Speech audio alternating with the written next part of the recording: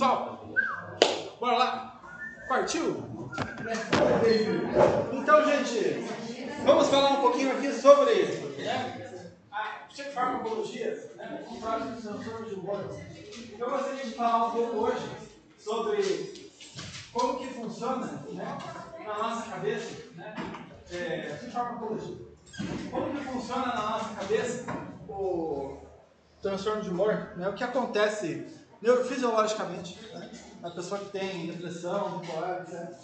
Quais são os medicamentos geralmente usados, quais são as vias de neurotransmissores que são associadas a esse transtorno, e como os principais medicamentos, as principais classes de medicamentos funcionam sobre essas vias. Beleza? Então, iniciando aqui, gente, a nossa viagem pelo mundo da psicofarmacologia. Deixa eu ver aqui. Não está passando o slide. Agora vai. Foi. Basicamente, em pessoas que têm depressão, você tem uma característica neurofisiológica diferente. Você tem um nível de cortisol, que é basicamente um hormônio que é produzido em resposta ao estresse. Professor, eu posso pedir para você pagar a primeira luz da frente? Pode ser. Primeira luz. Primeira luz. Primeira luz. Primeira luz. Sempre é o último que eu aperto, sempre primeira luz. Então, gente, basicamente o cortisol é o que induz o nosso corpo a ter um estado de estresse. Ele é produzido pelas glândulas adrenais, que ficam nos rins. Mas quem regula a produção dele é o nosso hipotálamo, que fica aqui na meiola, no meio do nosso cérebro. Basicamente isso. Pessoas com depressão vão ter uma maior produção de cortisol e menores níveis de serotonina. O que seria a serotonina? Depois a gente vai entrar um pouquinho melhor no...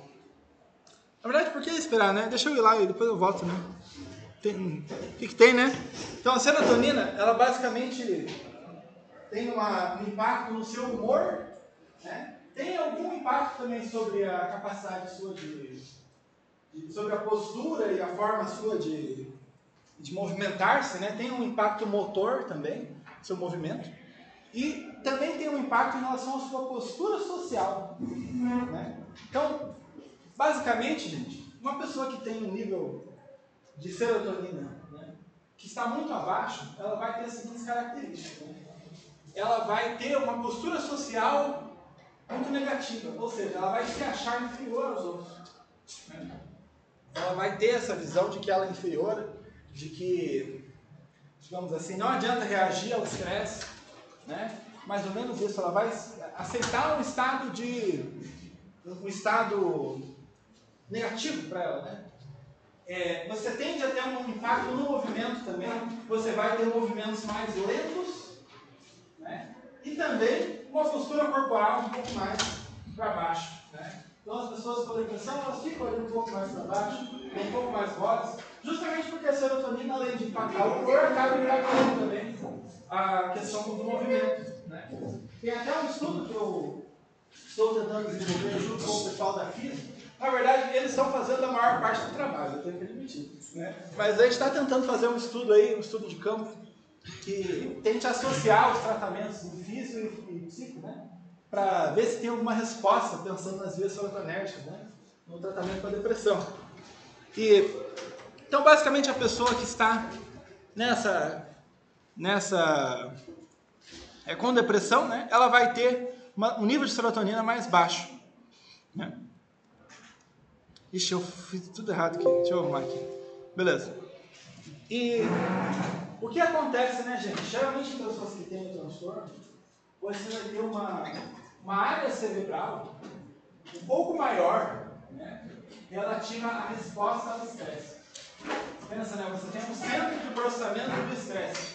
Se a pessoa tem depressão, ela vai ter um centro maior, Essa área vai trabalhar mais, ela vai ficar mais forte, porque a pessoa vai estar estressada o tempo inteiro, Basicamente, você tem mais células, inclusive, trabalhando para produzir hormônios que induzem a produção de cortisol, que fazem você se sentir estressado, agitado, nervoso, né? Mais ou menos isso. E uma questão que acontece com o tratamento da depressão é que, infelizmente, né, não existe ainda uma operacionalização assim, muito boa acerca de qual remédio vai funcionar melhor com qual pessoa. Por exemplo, você olha a pessoa, tem essas características, não, então é esse remédio. Claro, o psiquiatra ele não joga um dado para escolher qual remédio que vai dar. Ele usa basicamente as informações que ele tem. Só que essas informações para antidepressivos com frequência, né, levam, né, a medicações que não são tão apropriadas. Por isso, talvez algumas pessoas conheçam alguém que tem depressão ou já tenham passado por isso. Muitas vezes a pessoa que tem depressão ela vai acabar passando por vários remédios até encontrar aquele que dá certo, aquele que dá boa, né? Então acaba sendo um método de tentativa e erro, mas não na louca, né? É uma loucura bem informada, né? A pessoa vai tentando e errando, porém com base nas informações que ela tem. Tá?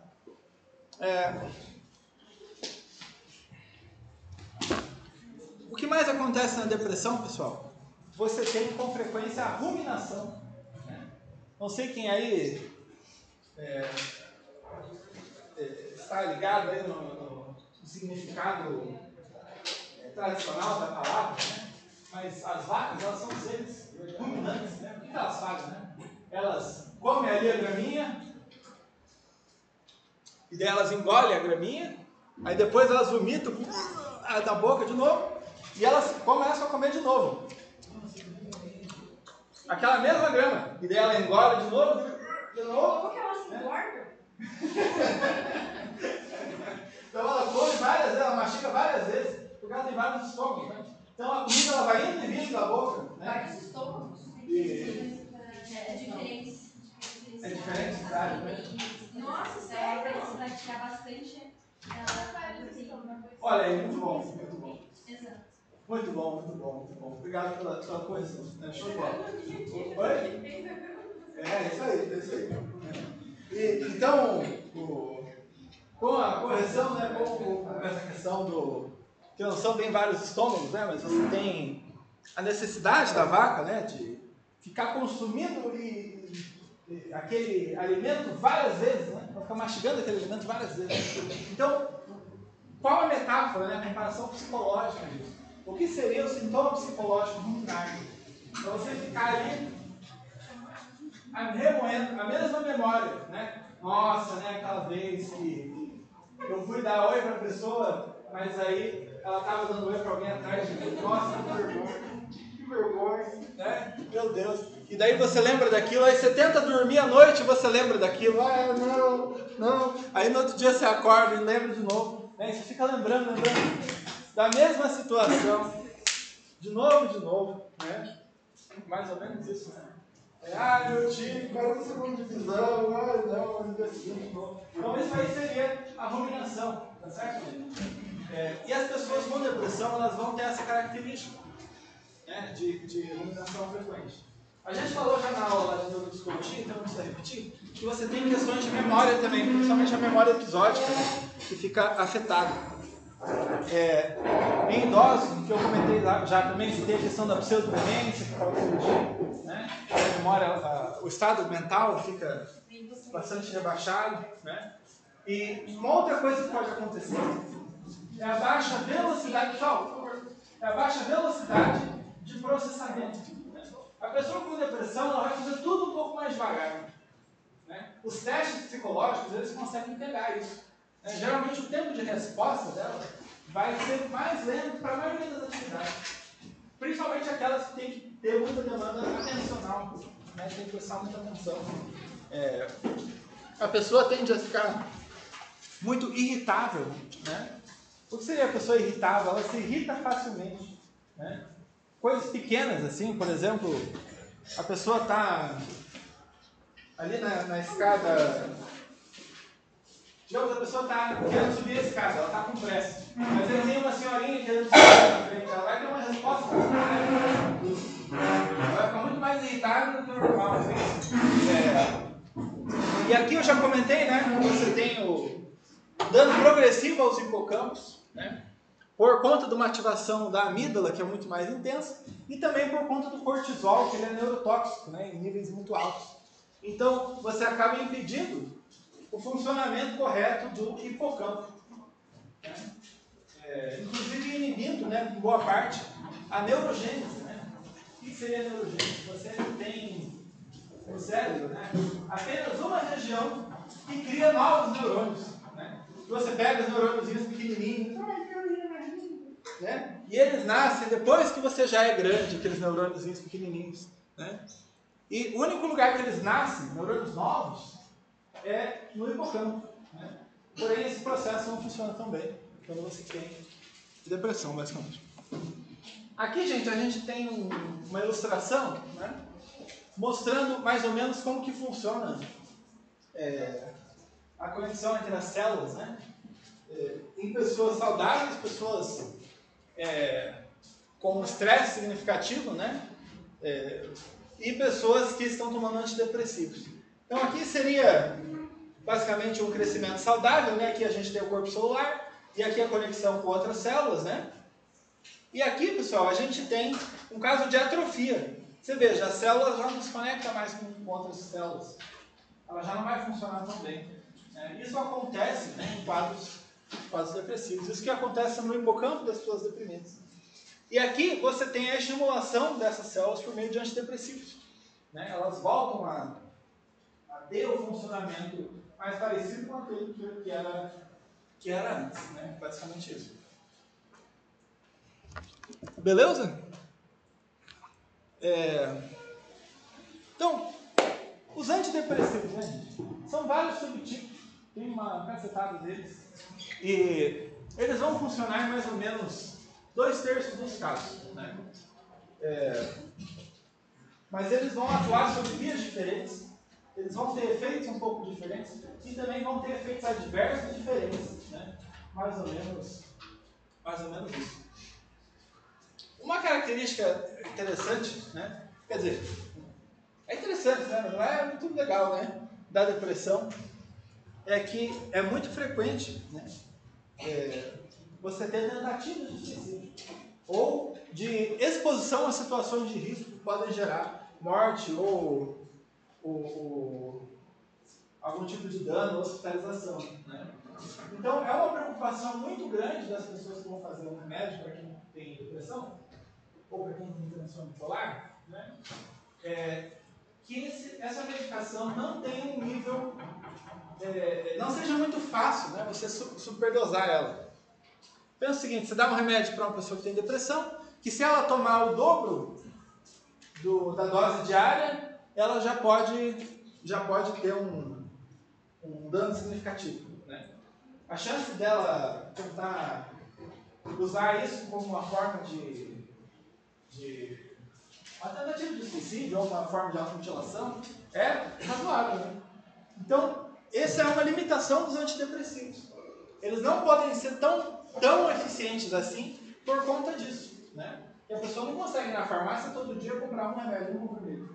Né? Ela leva a cartela para casa. Né? E se ela está com a cartela em casa, é importante que não seja muito fácil ela se matar, mesmo ela tomando a cartela inteira. Né? Mais ou menos isso. Então é uma coisa que acaba limitando o potencial dos antidepressivos, que é uma coisa que as medicações mais novas estão tentando trazer, né, essa segurança frente à hiperdosagem. Né? Mais ou menos isso. Então, os tipos mais novos, né, eles são mais seguros, né, que seriam os atípicos ou os inibidores seletivos de recaptação de serotonina. Aqui são os outros neurotransmissores relevantes, né, para a gente entender os remédios. Eu já falei da serotonina. Né? Quando ela está muito baixa, o que acontece? A pessoa vai ter um sentimento de tristeza, ela vai se achar a pior pessoa do mundo, ela vai ficar para baixo e vai ficar lenta. Né? Mais ou menos isso. Né? O que faz para aumentar? Então, você tem algumas medicações que atuam diretamente sobre isso. Né?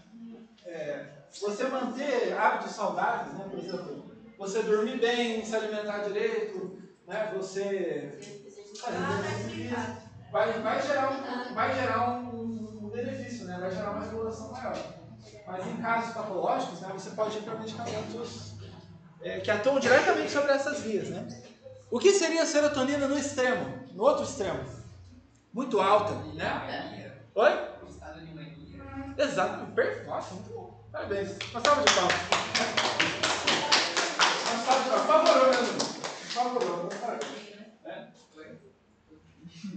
Muito bom, muito bom. Excelente mesmo, viu? É um estado de mania. O que acontece no estado de mania? O oposto, né? Em vez da pessoa ficar para baixo, né? Ela geralmente fica bastante agitada, né? Em vez de ficar lenta, ela fica mais rápida. Ela fala tão rápido que os outros não conseguem acompanhar. Ela fica falando, sabe? E você, o pensamento dela é muito rápido, o outro não acompanha. E não deixa o outro falar. Ela fica falando muito rápido, né? Geralmente a pessoa com mania. Ela vai se achar a pessoa mais importante do mundo. Ela vai chegar lá no CIEP, né, no final do ano, né? E vai pensar, nossa, essa minha iniciação científica vai mudar os rumos da ciência mundial. Esse trabalho está tão espetacularmente inteligente e interessante que ele vai mudar a visão de todo mundo que assistir. Todo mundo que tiver o privilégio de assistir a essa obra-prima que eu consegui produzir aqui em meia hora antes de terminar as inscrições, né? Nossa, incrível! Então a pessoa acaba tendo uma estima muito grande acerca de si mesmo, né? Que esse seria o delírio de grandeza, né? Que é muito comum em episódios maníacos. E a pessoa, em vez de, digamos assim, não reagir à ameaça externa, ela vai ter, muitas vezes, uma resposta de agressividade. Né? Ela pode ter uma resposta agressiva. Né? Então, claro que depende muito da pessoa, do nível de mania. Você tem manias que são mais intensas, você tem a hipomania, que é um pouco menos intensa, né? Mas para algumas pessoas acaba tendo havendo, né, episódios de agressão, né? Episódios de irritabilidade muito grandes, né? Então, basicamente isso. A dopamina, gente, o que seria a dopamina? Você tem uma importância dela para o controle motor, né? Ou seja, você conseguir ser mais contido no seu comportamento, né? Você, por exemplo, lá embaixo na fila, né, lá do cafezinho, né? Pensa que você planejou o seguinte: ó, eu vou começar a comer mais saudável, né? Eu vou tomar só um cafezinho sem açúcar, eu não vou comer nenhum salgado, eu vou comer esse pão com alface que eu trouxe lá de casa, né? Aí você chega e come pão com alface, melhor contragosto, vai lá pegar o seu cafezinho, e aí chega a tia da cantina, né, falando: olá, gente, é o seguinte, acabei de inventar a coxinha de mandioca de costela com cheddar, e é apenas R$2,50. Acabou de sair, aí você sente aquele cheiro invadindo as suas narinas, assim, você, nossa, né? Você fica apaixonado imediatamente. Você olha para aquela coxinha, ela olha para você de volta, e você pensa: cara, não, eu não vou comer você. Eu vou comer só meu pão com alface e tomar um café, porque esse é o meu compromisso que eu fiz comigo mesmo. Pronto, né? Então, isso aí seria você conseguir exercer o seu autocontrole, né? Sua inibição de impulsos, né? E a dopamina, ela tem uma relação com isso. Você tem uma dopamina, um nível mais alto de dopamina, você tem um maior controle sobre o seu movimento, sobre as suas ações. Você tem também um entendimento, né? Uma identificação de maior sentido nas coisas que você faz. Você vê mais tesão nas coisas que você faz. Você acha mais graça nas coisas que você faz. Você consegue associar aquilo com uma maior importância, né? Mais ou menos isso. E consegue prestar atenção um pouco melhor, né? Se você tem uma dopamina um pouco mais baixa, você fica um pouco mais impulsivo, né? Você vai ter menor capacidade atencional e você não vai ver graça nenhuma, naquilo que você está fazendo. Aquilo que você está fazendo, você vai achar um pé no saco, que não tem sentido nenhum. Ah, mas por que a gente fica aí assistindo aula, né? Para não aprender coisa nenhuma, né? Porque perde tempo, né? A pessoa vai ter mais ou menos essa visão, assim, de ter menos graça nas coisas. E noradrenalina vai ser relativa aos níveis de vigilância e reação ao estresse, né? Ou seja, o quão ligado, né? O quão ligadão você vai estar pronto para a peleia, né? Mais ou menos isso. E conforme você tiver uma noradrenalina muito alta, você vai ficar mais ligadão, mais agitado, mais nervoso, né? Conforme ela estiver muito baixa, você vai ficar mais apático, né? Mais desligadão, né? Pessoas com depressão, gente, vocês acham que elas têm uma dopamina alta ou baixa? Isso mesmo, né? Isso mesmo. A pessoa ela tem uma dificuldade de prestar atenção, ela fica um pouco mais impulsiva, né? E ela não vê tesão em nada. Na verdade, o mundo inteiro é uma porcaria na cabeça dela, né? É tudo uma desgraça, né? Serotonina, fica baixo ou alto? Baixo também, exatamente, né? Ela vai ficar com uma postura mais para baixo, né? Ela vai se achar terrível e vai ficar se sentindo lixo, né? E na adrenalina, ficar baixo também, exatamente, né? Então ela vai ficar apática, vai ficar meio desligada, né? Da situação que está rodeando ela. Então esses 3 neurotransmissores vão ter uma menor ativação em pessoas com depressão, enquanto você vai ter uma maior ativação do cortisol. Beleza? Beleza. Então, isso aí explica toda a depressão? Não. Lógico que não, né? Mas é o que acontece na sua cabeça quando você está com depressão. É um correlato. Né? Só uma palavra interessante para a gente pensar, tanto psicofármaco quanto neuropsicologia. É um correlato neural. É o que acontece na sua cabeça quando você está deprimido. Né? Mas não é isso aqui que causa exatamente a depressão. Porque é muito possível que você tenha tido uma depressão induzida, talvez por um burnout no trabalho, mais um parente que morreu e um cachorro doente. Né? Putz, uma situação terrível que você está ali, não conseguiu lidar, aí você ficou com sintomas depressivos. Você vai ter isso aqui na sua cabeça, mas não foi isso aqui que causou. Né? O que causou pode ter sido uma coisa externa, né? Mas também pode ter sido uma questão genética, talvez. Você tem várias causas, né, para a depressão, e essa questão da causalidade do transtorno mental é bastante difícil. A gente tem que sempre pensar que a causalidade é sempre biopsicossocial, sempre tem elementos genéticos, ambientais, né, e psicológicos da pessoa, ou seja, como a pessoa interpreta a situação, que vão impactar, né, inclusive na neurofisiologia dela. Beleza? Tops. Beleza, então tá bom. E antidepressivos, gente, como que agem, né, alguns antidepressivos? Eu não vou falar de todos, né, lógico, vou falar de algumas das classes principais. Nós temos os IMOs, né, que são os inibidores da monoaminoxidase, né? O que é esse gene aqui? Né? Basicamente é uma enzima, né, que ela impede né, o funcionamento das vias que a gente acabou de falar, né? Tanto a noradrenalina, a serotonina, né, e também a dopamina, né? Ela vai inativar esses neurotransmissores. Né? Então, quando você impede aquela enzima que inativa esses neurotransmissores, quem aí lembra, a biodisponibilidade deles vai ficar maior, né, na fenda sináptica. Então, se a gente for fazer aqui um super incrível desenho, olha só. Pensa o seguinte, aqui a gente tem a pontinha de uma célula. Aqui a gente tem a pontinha da outra. Tá bom? E o que acontece? Pensa o seguinte, eu tenho aqui, ó, dopamina, serotonina e noradrenalina. Tá bom. Né? E daí, o que acontece, gente? Essa enzima, né, ela vem aqui e ela impede o funcionamento das nossas amigas aqui. Ela vai impedir ela de funcionar, vai inativar. Depois que ela foi usada, ela vai ser inativada. Se você impede ela de funcionar, depois que ela foi usada, vai ficar sobrando aqui.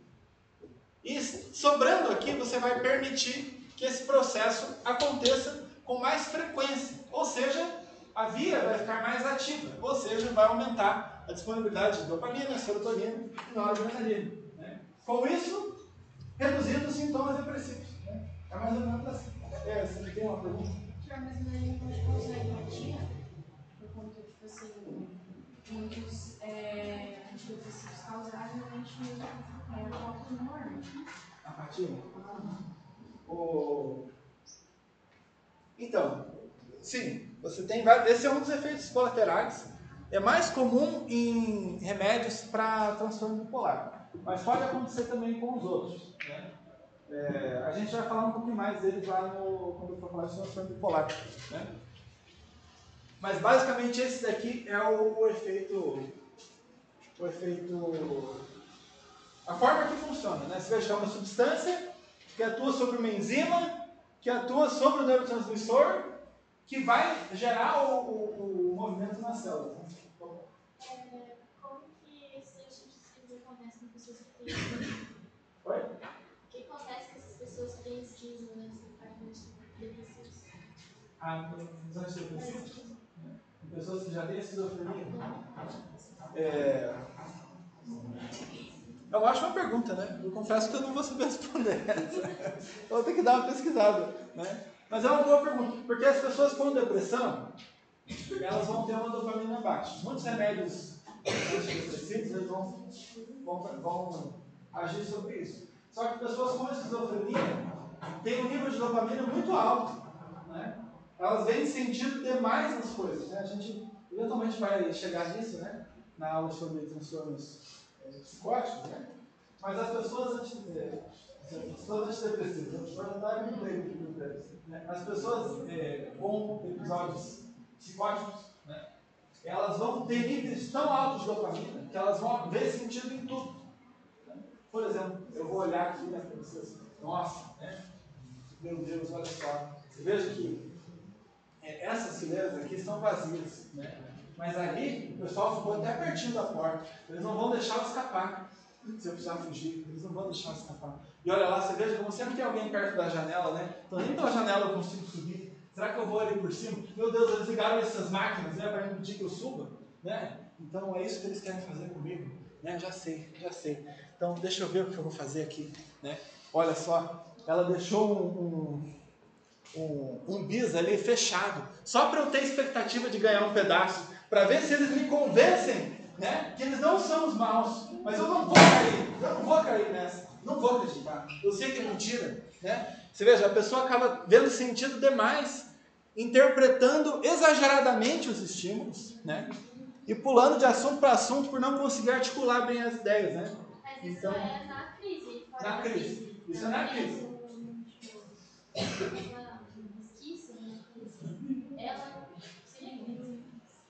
Sem a crise não vai ter uma ativação tão alta, né? Isso aí é durante a crise. Ver coisas e escutar voz, ela vai ter, por conta de uma ativação excessiva nas áreas de processamento visual e auditivo. Né? De repente vocês poderiam ver isso daí mais lá em neuroanatomia, né? Mas vocês têm áreas de, como eu falei lá da percepção visual, lembra que a gente viu um pouquinho? Percepção auditiva, visual, que você tem que interpretar, dar um sentido em cima do que você escuta, do que você vê. Não adianta só ver, né? Você tem que interpretar também. E essas áreas de interpretação, elas podem ter uma ativação fora do momento, uma ativação excessiva em pessoas que têm transtornos psicóticos, né? E é nesses momentos que elas vão ter as alucinações. Né? Então, para o cérebro, é como se estivesse vendo de verdade. Como se estivesse ouvindo de verdade. Muito interessante. Né? As áreas de ouvir vão estar ativas. Né?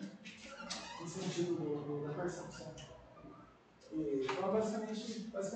Eu acredito que, você perguntou da dopamina especificamente, eu acredito que quando a pessoa não está em crise, tchau. Quando a pessoa não está em crise, né, eu imagino que ainda assim seja mais alto do que a média, mas não vai estar tão alto quanto quando a pessoa estiver em crise. Mas é uma ótima pergunta, tem que dar uma pesquisada. Se quiser fazer um IC sobre isso, né? Uma IC, né? Vai fazer um IC sobre isso, né? Tem um artigo lá na Nature, né? Níveis dopaminérgicos em esquizofrênicos, né? Olha aí, eu acho que isso é massa. Mas então é basicamente isso, né, gente? E Qual que é dos neurotransmissores, né? Agora que eu reparei que a gente não estudou muito isso, né? Vocês não viram ainda isso em neurofisiologia, ouviram? Viram? Quem viu? Quem não viu? Viram? Bom. Então, o que faz o neurotransmissor? O que ele faz? É isso, ele fica ali na sinapse. Mas ele é basicamente a gente pode dizer que ele é um agonista em relação aos canais que ficam aqui nas células, né? Ele vai gerar a conexão, digamos assim, a conexão perfeita que vai gerar a resposta do outro neurônio, né? Lembra que eu falei dos agonistas e antagonistas? Né? Ele vai promover a ativação do neurônio, né? Que vai passar a informação. Então, se tem mais disponibilidade aqui desses neurotransmissores, eu vou aumentar a frequência da ativação desse neurônio, que vai aumentar a intensidade do funcionamento daquela via, né? Mais ou menos isso. Tá bom? Faz sentido? Como se fosse uma chavinha, né? Pensa, tem aqui várias fechaduras. Aqui, várias fechaduras. E aqui você tem várias chavinhas. O remédio aumenta a quantidade de chaves, né, no espaço ali entre as duas células, né? Portanto, você consegue abrir mais fechaduras e ter mais ativação. Isso tudo vai lembrar? Tudo. É meio forte, assim, né? Tudo. Cair na prova. Uns 95%, né? Tô brincando. Mas quando for perto da prova, eu fiz a prova de conteúdos específicos para gente estudar ou para gente estudar no geral? Ó, deixa eu deixar vocês assim. Eu gosto de ler a prova para os alunos antes de fazer a prova. Eu só não leio as afirmativas, né? Daquelas que são marxistas, que eles estão demais, eles vão entregar, né? Mas as questões discursivas, eu leio a questão inteira. Se você quiser começar a responder antes de fazer a prova, você pode começar, né? Eu só não dou 100% da informação para o cara não chegar com o negócio no chat GPT ali, né? Mas eu dou ali os instrumentos ali para você já ir se preparando, né? Ó.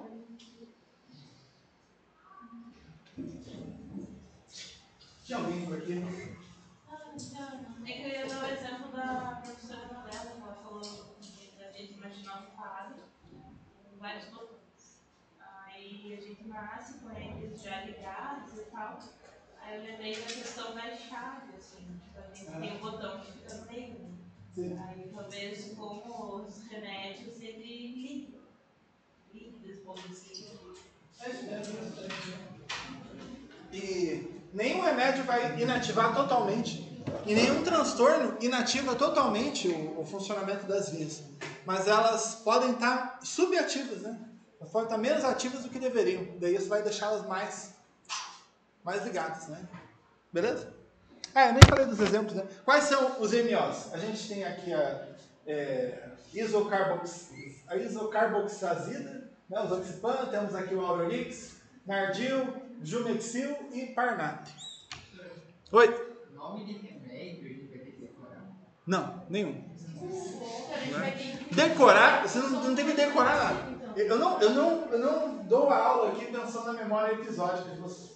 A minha aula é para a memória semântica de vocês. Eu quero que vocês entendam as relações e consigam fazer associações. E usem a informação como um instrumento para construir alguma coisa dentro da prova. Né? Eu não gosto muito de decorar. Essa eu tenho aí com ela. Quer falar alguma coisa também? Não? Vai, outra pessoa. Não, mas Eu só esqueci de ser. Eu vou falar isso. Funcionamento do antidepressivo. Vai ser difícil na prova. Nossa, vai ser complicado.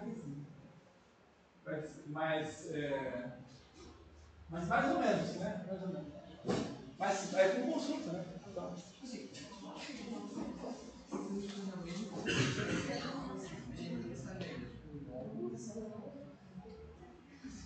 nome não precisa decorar, vai ter tudo anotado. Então, antidepressivos tricíclicos, né, gente? É uma outra classe de antidepressivos. Vocês vão ver que todos eles vão atuar sobre essas vias aqui, né? Porém, não é por isso que eles vão atuar da mesma forma. Inclusive, você tem vários remédios aqui, ó. Você veja, esse aqui é uma classe de antidepressivos tricíclicos. Temos o tofranil, temos o norpramin, amitriptilina, nortriptilina, né? Clomipramina. Esses aqui, cada um deles vai ter um efeito diferente.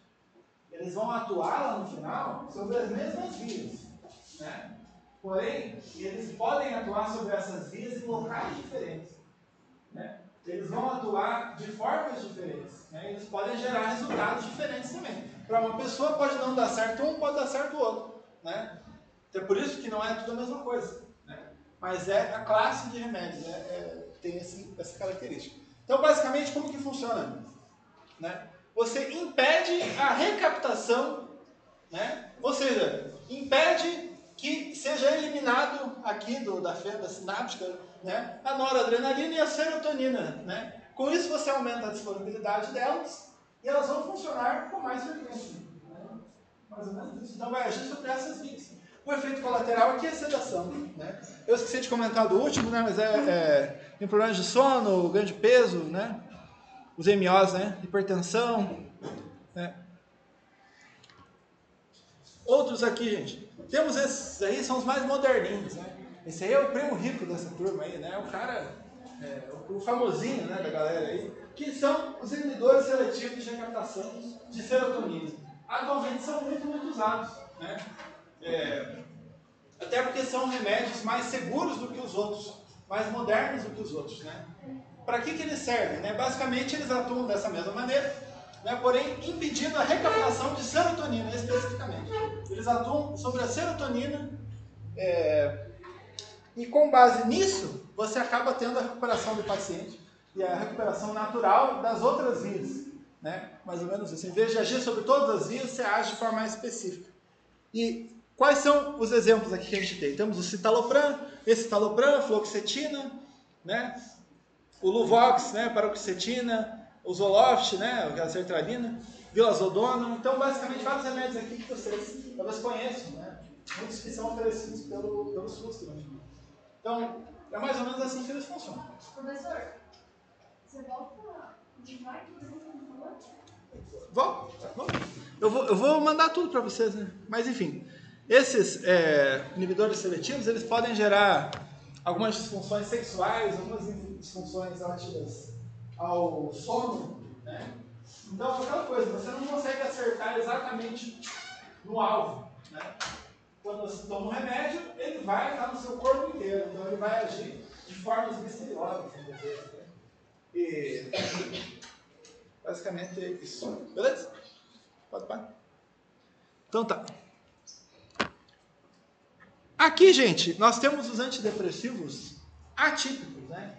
Esses aqui eu não vou falar muito, não vou ficar falando do funcionamento, porque eu não achei necessário preparar essa parte, porque eles vão ter, cada um vai ter um jeito diferente. Eles são atípicos justamente porque eles vão funcionar de outras formas, né?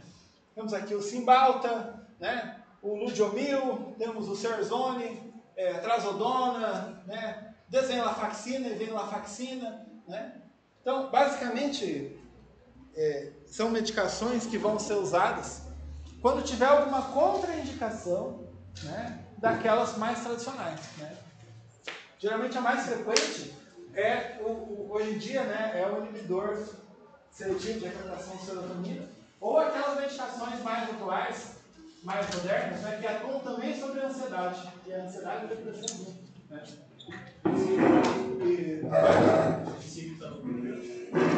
Mas falou para sim, esse atua sobre os dois, né? Então, basicamente isso, né? Tá bom? Então, tudo bem? Bom? Então, seguindo aqui, gente, eu queria falar um pouquinho sobre o transtorno bipolar. O que acontece no transtorno bipolar? Você acaba tendo uma flutuação significativa, né, no humor. A pessoa, em vez de ficar com um humor deprimido, ela vai ter coisa. Você pode pagar de novo? Ah, claro que eu posso. Ah, desculpa, eu esqueci. Então, basicamente, né, gente, o transtorno bipolar, você vai ter uma flutuação entre momentos, né, de alta e de baixa, né? Isso aqui não significa que um dia a pessoa torce para o Atlético, no outro ela torce para o Coxa, né? Nossa, aí um dia eu gosto de Taylor Swift, no outro dia eu escuto Metallica, né? Eu sou muito bipolar, né? Não é isso, não tem nada a ver, né, gente? Pelo amor de Deus, né? Entrou muito na cultura popular, né? Nossa, a pessoa que não se decide, tudo, né? Mas não tem nada a ver, né? Pelo amor de Deus, né, gente? Então, o que seria o bipolar? A pessoa ter uma flutuação muito intensa, né? E marcada entre fases, com o humor fora do comum, né? Ou seja, ela vai ter períodos de alta e períodos de baixa. Ela vai ter momentos em que ela vai estar ou em mania ou em hipomania, que seria o quê? Né? Ela está, né, mais impulsiva, mais agressiva, mais agitada, mais vendo tesão em tudo, se achando a maioral, né? Pode acabar gastando todas as economias da casa, né? Pode acabar fazendo coisas assim impensáveis assim, para um momento que ela não estaria naquele, não estaria tendo episódio de mania, né? Enquanto em outros momentos ela vai ter episódios depressivos, né? E é mais ou menos isso que vai caracterizar a pessoa com transtorno bipolar. Ela ter esses momentos de forma marcante. Geralmente, uma média, né, de duração desses períodos é em torno de 3 meses. Tem pessoas que têm uma ciclagem mais rápida, tem pessoas que têm uma ciclagem mais lenta, mas geralmente é em torno aí dos 3 meses que a pessoa vai ficar em cada uma dessas fases, podendo ter um período ali de mais, digamos assim, do humor mais próximo da normalidade ali entre os dois, né? Mais ou menos isso. Você tem uma medicação, né, que é muito usada, né, para esse transtorno, que é o lítio, né? O lítio, ele é um remédio muito bom, né? Ele vai funcionar muito para tratar a parte da mania, né? Ou seja, a parte alta do transtorno bipolar, né? Ela não vai tratar muito os sintomas depressivos. Então, se a pessoa tem sintomas depressivos significativos, é importante entrar com outro medicamento, né? Porque o lítio não vai controlar tanto essa parte. Vai controlar mais a parte da mania. Ele vai funcionar ali na maioria dos casos, né? Muitas pessoas usam a vida inteira, só que você tem um problema significativo com esse remédio, né? Ele é um pouco perigoso se você superdosar. Inclusive, a pessoa que usa, ela vai ter que fazer exames periódicos, né? Dependendo do médico, pode pedir a cada 6 meses, a cada 1 ano, um exame de sangue para avaliar os níveis, né, de sal, né, principalmente no sangue. Inclusive, se a pessoa tiver uma dieta que mude abruptamente e de repente inclua muito sal na sua dieta, você pode já ter uma desregulação a partir disso, né? Então é um remédio que tem uma série de cuidados, né? E é feito com uma população que acaba tendo naturalmente uma certa instabilidade emocional. Então esse é um problema muito sério do lítio, mas ele é um remédio muito bom, né? Então, geralmente quando ele não é usado, né, é por alguma contraindicação, né? Ou por achar que a pessoa tem um risco de suicídio, ou que a pessoa pode acabar não conseguindo controlar muito bem o uso do remédio, né? Ou, claro, né, por não ter uma fase maníaca tão intensa.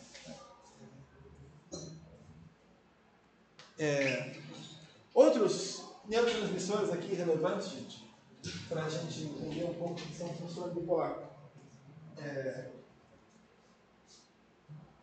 A epinefrina, né, ela, assim como a noradrenalina, ela vai ter uma relação com a reação do corpo ao estresse, né?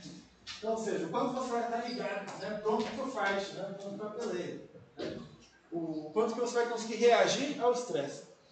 O glutamato, ele é um neurotransmissor excitatório, né? Ou seja, o quanto que você vai estar ligado nas coisas, né?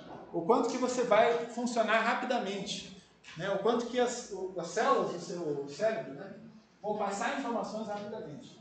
Enquanto o GABA, ele serve basicamente para segurar o glutamato, né? Pô, bicho, deixa disso, cara, para com isso, cara. Tá bom já, tá bom, chega, né? Mais ou menos para isso que vai servir ele, né?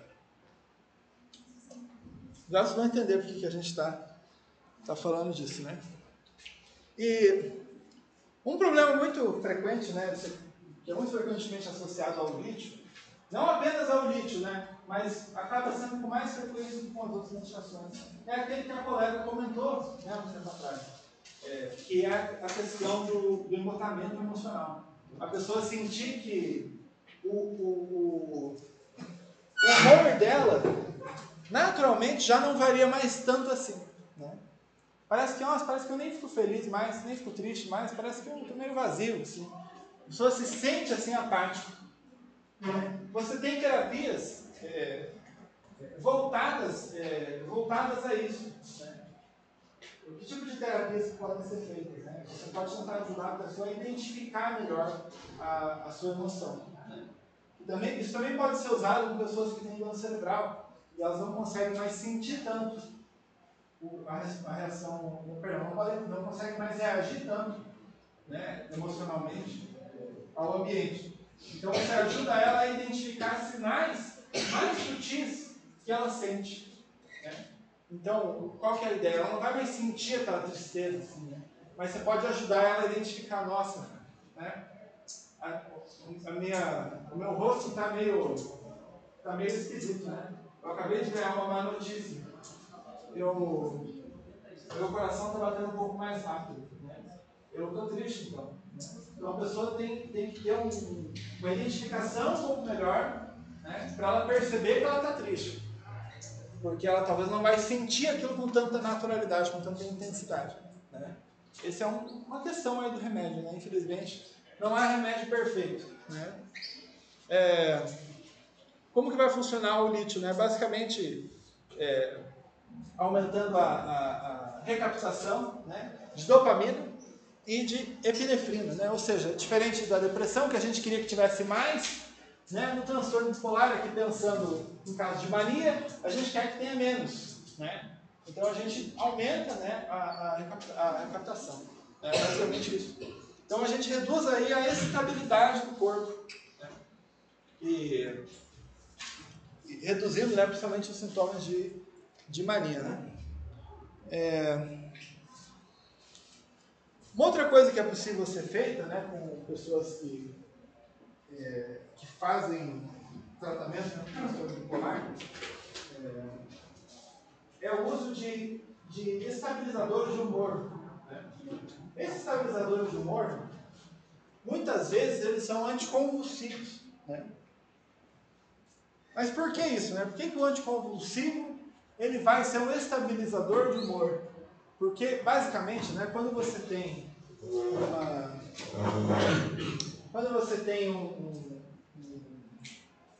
um quadro epilético, né, você vai ter uma ativação muito grande, né, do seu sistema nervoso.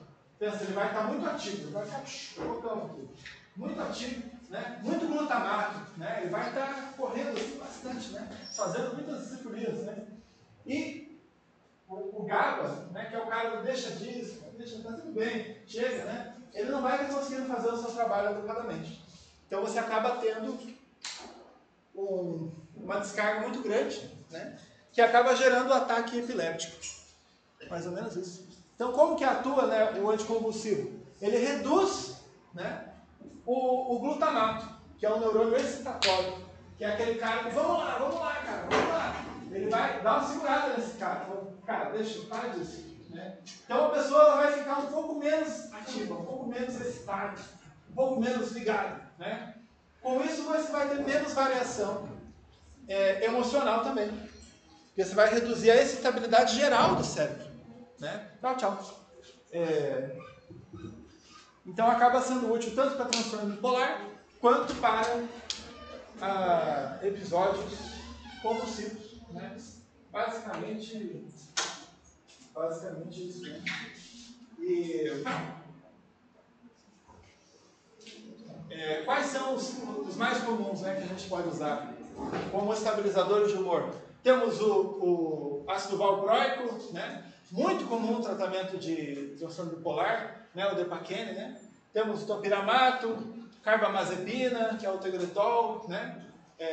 Oxicarbazepina, né? Desculpe. O professor agora já fica meio acabado. Depakote, lamotrigina, todos esses são muito usados no tratamento de transtorno bipolar. Eles não são usados apenas para transtorno bipolar, né? Eles podem ser usados também, em alguns casos, como ansiolítico. Em alguns casos, em que os remédios que são feitos para ansiedade não são muito indicados. Pode ser perigoso você dar um remédio, um ansiolítico, né, para uma pessoa, dependendo das condições que ela tem. Por exemplo, se ela for alcoolista, algo assim, pode não funcionar tão bem, né? Tchau, tchau, até mais. Então, para muitos casos, você pode optar, né, pela... Ou até mesmo se você tiver na família um histórico de risco, né, de vício, né? Tchau, tchau, de vício, né, nessas substâncias, você pode acabar tendo essa... Você pode acabar tendo essa opção, né, por usar esses aqui como ansiolíticos, né, também é uma possibilidade. Mas não é o mais comum, né? Beleza? Alguém? Dúvidas, comentários? Angústias, aflições? Opiniões? Alguém? Não? Não? Acho que a gente combinou 10h15, né? 10h15. Então, eu acho que é uma excelente noite para a gente fazer um trabalhinho. Uhul! Trabalhinho. Então, eu gostaria, gente, que vocês fizessem assim. Eu vou pedir para vocês tentem escrever